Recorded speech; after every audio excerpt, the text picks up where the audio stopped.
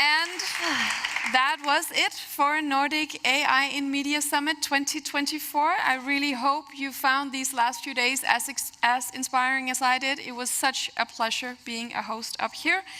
And for my very last hosting job, I think it's very good because I have no more words for you that we're done. Because now it's my pleasure to introduce our amazing organizers for some final words. Please give them a huge hand. Kasper Lindskov, Ole Zachrisson, and Agnes Stenblom. Thank you so much. Thank you. Thanks, Marie. Thank you. Yes, and thank you all. I mean, for sticking with us through a fairly intense program. Very soon we'll leave you and allow you to get out of the room and get some air. But just before we do that, a few concluding remarks from us. You could call them key takeaways, but really they are key questions, because I think we all live with more questions than answers, which is a good thing. First question, Kasper. So the last day and a half or so, we've been through so much.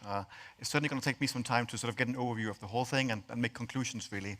But I think we've certainly seen, a lot of different practical applications of AI through all the cases we've had, covering a wide range of domains. So from recommender systems with Curate to metadata to audio, and of course also to a lot of Gen AI.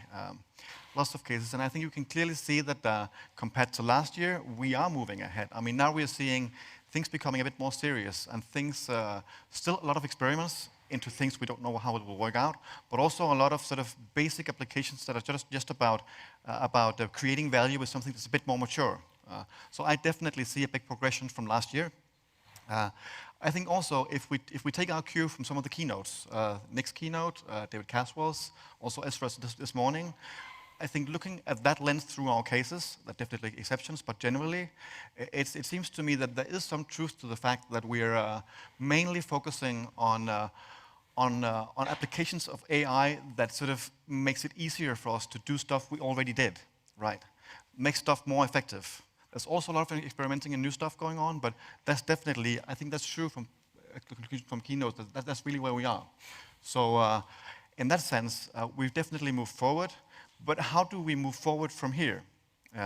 So it seems like we are a little bit caught in maybe our habits, how we usually see media. We're trying to put AI on top of that. It makes a lot of sense. I'm sure a lot of value can be created from that. Maybe some of the experience are also driven a little bit by the hype around Gen AI. How do we move forward?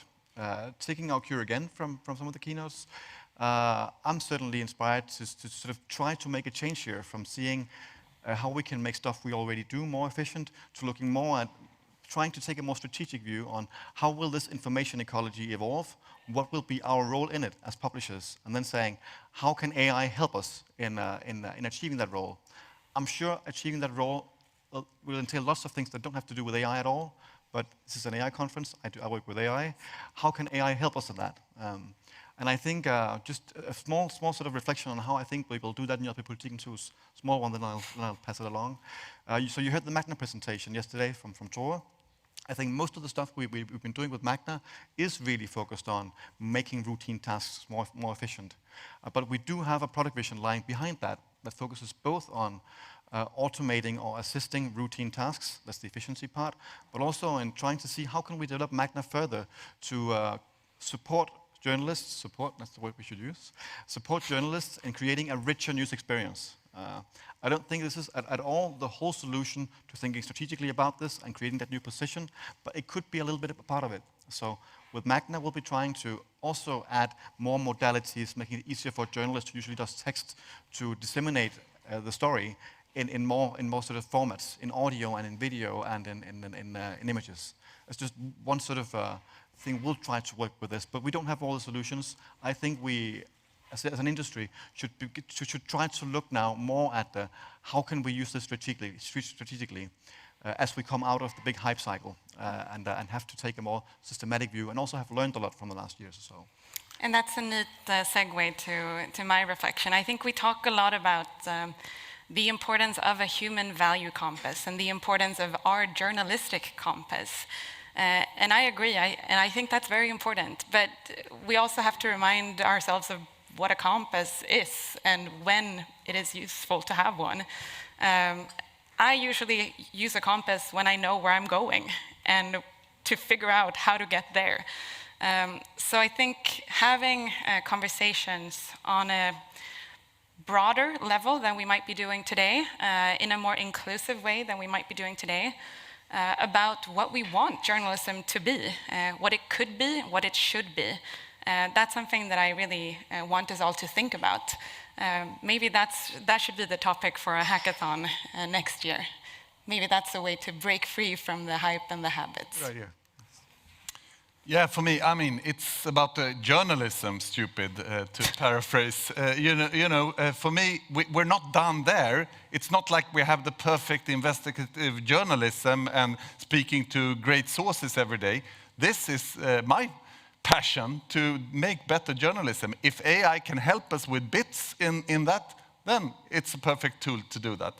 But also another key takeaway is, of course, that we have had so many great people in the room. This is a unique thing, that we have this networking and that we're building new contacts. A great Swedish publisher, actually Martin Jönsson, who was here in the room today, he once said to me when I was taking my first steps in kind of digital first journalism, he said that if there's a big news event, it creates a kind of temporary community around that news event. And we as publishers have to try to tap into that. Now we have another type of event affecting society, the emergence of AI and all these capabilities. And then I think it's great that we're forming a community to help each other also explore and also decipher all the different challenges in this space. So thank you so much for being here, and let's keep the conversation going in the network and in further conferences. We have a lot of people that we want to thank.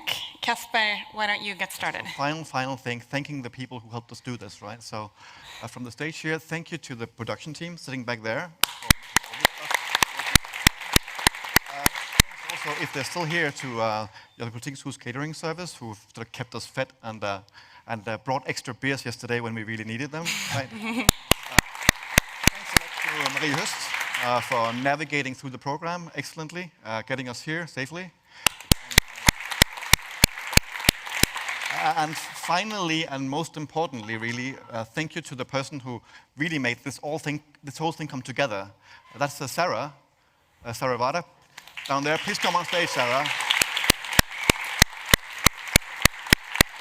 So Sarah is the one who's been making sure that the logistics of everything have come together, that we at all even have a room, or have food, or have anything at all here. So thanks a lot, Sarah, for doing this. It wouldn't have been anything without you. Hey. That's it. The second edition of the Nordic AI in Media Summit is officially done. Thank you all for being here. We hope to see you again in lots of different ways in the future. Thank you all. Thank you all.